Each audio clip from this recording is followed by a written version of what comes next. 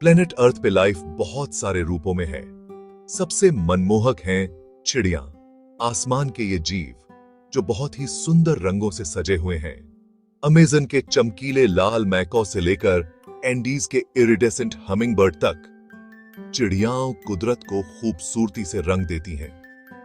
ये पंख वाले अजूबे सदियों से इंसानों को अपनी ओर खींचते रहे हैं। ये अपनी उड़ान और रंगीन पंखों से सबको हैरान कर देते हैं। इन जीवों में ऐसा क्या है जो हमें इतना आकर्षित करता है? क्या ये उनकी हवा में उड़ने की क्षमता है, हवा के रुख पर इतनी आसानी से सवारी करना, या शायद ये उनके गाने हैं, धुनों का एक ऐसा समूह जो सुबह से शाम तक हवा को महकाता है। मेरे साथ एक सफर पर चलिए जहां हम चिड़ियों की दुनिया को एक्सप्लोर करेंगे, उनके अनोखे अनुकूलन, व्यवहार और हमारे ग्रह के पारिस्थितिक तंत्र के नाजुक संतुलन को बनाए रखने में उनकी महत्वपूर्ण भूमिका के बारे में जानेंगे। चिड़ियों के रंग उतने ही विविध हैं जितने कि उनके आवाज। छिपने वाले भूरे और हरे रंग की जमीन पर रहने वाली चिड़ियों से लेकर चमकदार नीले, लाल और पीले रंग की उष्णकटिबंधीय प्रजातियों तक, हर पंख अनुकूलन और उत्तरजीविता की कहानी कहता है। लेकिन चिड़ियां इन सुंदर रंगों को कैसे प्राप्त करती हैं? इसका जवाब उनके पंखों की जटिल संरचना और उनमें मौजूद पिगमेंट में निहित है। मेलेनिन, एक पिगमेंट जो ज्यादातर जानवरों में पाया जाता है, चिड़ियों में भूरे, काले और कुछ पीले रंग के लिए जिम्मेदार होता है। कैरोटेनॉइड्स, जो भोजन के माध्यम से प्राप्त होते हैं, जीवंत नारंगी, लाल और पीले रंग का उत्पादन करते हैं।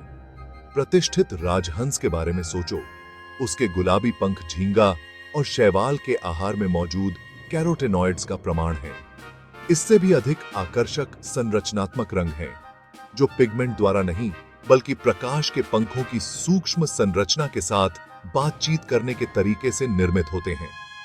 ये संरचनाएं प्रकाश को बिखेरती हैं, जिससे इंद्रधनुषी ब्लूज, ग्रीन्स और वायलेट्स का निर्माण होता है, जो देखने के कोण के साथ झिलमिलाते और शिफ्ट होते हैं। जबकि कुछ चिड़ियां अपने परिवेश में मूल रूप से घुलने मिल जाने के लिए छलावरण पर निर्भर करती हैं, अन्य कई कारणों से अपने जीवंत रंगों को फ्लॉन्ट करती हैं। कई प्रजातियों में चमकीले पंख स्वास्थ्य और आनुवंशिक फिटनेस के संकेत के रूप में कार्य करते हैं, संभावित साथियों को आकर्षित करते हैं। नर पक्षी अक्सर अपनी मादा समकक्षों की तुलना में अधिक विस्तृत और रंगीन पंखों को स्पोर्ट करते हैं। अपने जीवंत प्रदर्शनों का उपयोग एक साथी को प्रणाम करने के लिए करते हैं। मोर की असाधारण पूंछ, इंद्रधनुषी आई स्पॉट का एक झरना इसका एक प्रमुख उदाहरण है। रंग संचार और प्रजातियों की पहचान में भी भूमिका निभा सकते हैं।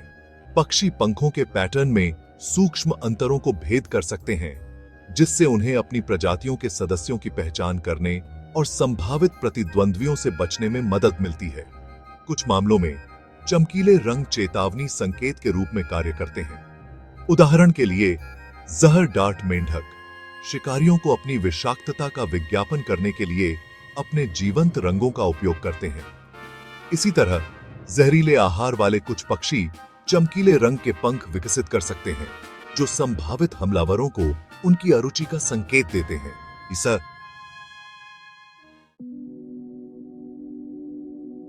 सेक्शन 4, ध्वनियों की एक symphony, bird song on communication. पक्षियों की दुनिया ध्वनि के साथ जीवित है। सॉन्ग बर्ड्स के मधुर ट्रिल से लेकर तोते की कर्कश कॉल तक, प्रत्येक प्रजाति के पास विभिन्न उद्देश्यों के लिए उपयोग किए जाने वाले एक अद्वितीय मुखर प्रदर्शनों की सूची होती है। बर्ड सॉन्ग अक्सर जटिल और मधुर, मुख्य रूप से पुरुषों द्वारा साथियों को आकर्षित करने और अपने क्षेत्रों की रक्षा के लिए उपयोग किया जाता है। ये गीत समय के साथ सीखे और सिद्ध किए गए प्रजातियों के बीच बहुत भिन्न हो सकते हैं, यहां तक कि वे भी जो निकटता से संबंधित हैं। दूसरी ओर, कॉल आमतौर पर संचार की एक विस्तृत श्रृंखला के लिए उपयोग किए जाने वाले छोटे और सरल स्वर हैं। पक्षी शिकारियों को चेतावनी देने, खतरे का संकेत देने, झुंड के सदस्यों के साथ संपर्क बनाए रखने और अपने माता पिता से भोजन के लिए भीख मांगने के लिए कॉल का उपयोग करते हैं। इतनी विस्तृत श्रृंखला की ध्वनियों का उत्पादन और अनुभव करने की पक्षियों की क्षमता वास्तव में उल्लेखनीय है। उनके मुखरंग, जिन्हें सिरिंक्स के रूप में जाना जाता है, जहां श्वास नली 2 ब्रांकाई में विभाजित होती है, वहां स्थित होती है, जिससे वे एक साथ 2 अलग-अलग ध्वनियों का उत्पादन कर सकते हैं। सेक्शन 5, आश्चर्य के घोंसले। पक्षी जगत में स्थापत्य कौशल। पक्षी वास्तुकार होते हैं जो विभिन्न प्रकार की सामग्रियों से जटिल घोंसले का निर्माण करते हैं। रॉबिन के साधारण कप के आकार के घोंसलों से लेकर जुलाहा पक्षियों की विस्तृत फांसी संरचनाओं तक, प्रत्येक घोंसला इन पंख वाले जीवों की सरलता और अनुकूलन क्षमता का प्रमाण है। घोंसला बनाना पक्षियों में एक सहज व्यवहार है जो प्रजनन से जुड़े हार्मोनल परिवर्तनों से शुरू होता है। एक पक्षी जिस प्रकार का घोंसला बनाता है वह अक्सर उसकी प्रजातियों के लिए विशिष्ट होता है और उस वातावरण के अनुकूल होता है जिसमें वह रहता है। घोंसला निर्माण में उपयोग की जाने वाली सामग्री टहनियों, पत्तियों और घास से लेकर मिट्टी, मकड़ी के रेशम और यहाँ तक कि मानव निर्मित सामग्री जैसे स्ट्रिंग और प्लास्टिक तक हो सकती है। कुछ पक्षी जैसे कठफोड़वा पेड़ों में गुहाओं की खुदाई करके घोंसले बनाते हैं, जबकि अन्य जैसे ऑस्प्रे चट्टानों पर या पेड़ों में बड़े प्लेटफॉर्म घोंसले का निर्माण करते हैं। घोंसले अंडे और चूजों के लिए एक सुरक्षित आश्रय प्रदान करते हैं जो उन्हें शिकारियों और तत्वों से बचाते हैं। एक मजबूत और अच्छी तरह से छलावरण वाले घोंसले का निर्माण संतानों के अस्तित्व के लिए महत्वपूर्ण है। सेक्शन 6, पंख वाले नाविक।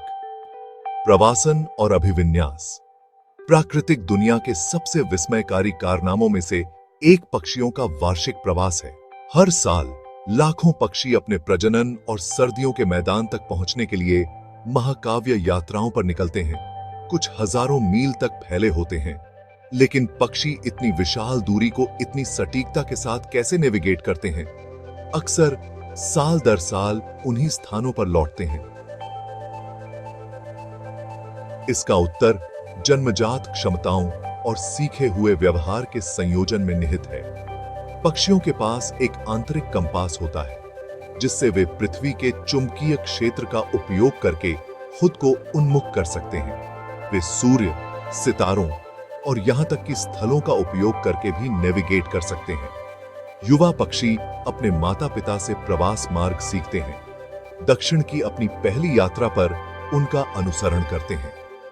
नेविगेशन के इस अविश्वसनीय करतब ने सदियों से वैज्ञानिकों को आकर्षित किया है और अनुसंधान का एक सक्रिय क्षेत्र बना हुआ है।